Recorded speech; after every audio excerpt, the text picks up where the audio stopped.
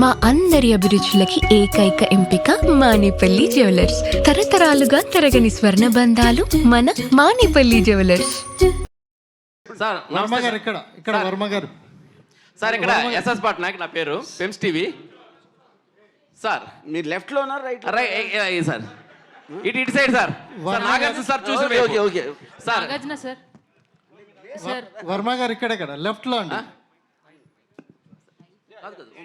ఇచ్చేస్తాను. నాగార్జున గారు. వర్మ గారు ఇక్కడ. Sir here sir.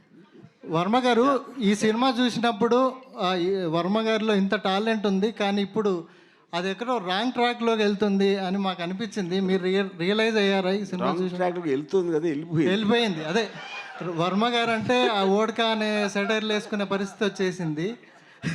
సో మీరు ఏమైనా రియలైజ్ అయ్యారా దీని తర్వాత ఇది చూసిన ప్రాసెస్? నెక్స్ట్ సినిమాలో చూస్తారు. Nag sir, this is Sangeeta here from the Hindu. Hi. Sangeeta. Hi. Hi. Amazing job the technical team has done. Yes. I think the sound restoration as well as the picture quality and the color grading is like fantastic. Gives you it just takes us back into time. Okay. Do you think the success of this film, the reception of this film will spark the path for more restorations of films from the 80s? Yeah, I have no doubt about it, that it will strike a path. There's so many classics which మనం చూడాలనుకుంటున్నాం. చూడాలి, ఇక్కడే కాదు, తెలుగులో కాదు, Hindi, Tamil, everywhere. So it's fantastic path. I think again he's become a pioneer. Yeah.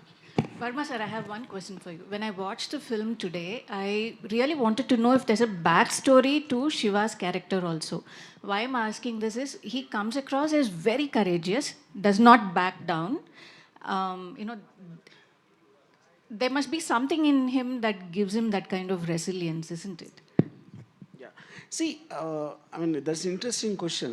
To start with, I always believed that to tell a backstory is actually somewhere kind of kills the anticipation of a character. ఇప్పుడు నేను only thing ఏమి ఇచ్చాను, ఒకే ఒక్క సీన్లో Nagarjuna is practising boxing, that would be kind of a certain logic that why is able to fight so well. అదే చాలా సటిల్గా దాంట్లో ఇంకొక లవ్ సీన్ ఉంది, అమలాతో చిన్న కామెడీ ఉంది, అది అంత. దాన్ని మించి అసలు నేను ఎప్పుడు I didn't explain why exactly is able to fight such dangerous goons or whatever. And the film is actually seen from Shiva. So you should not see Shiva independently. అతను ఎక్కడి నుంచి వచ్చాడు, ఏంటి తన బ్యాక్గ్రౌండ్ అని చెప్తే the mystery of Shiva will go, and also it will deviate the topic from the world Shiva is entering. Yeah, that's my logic.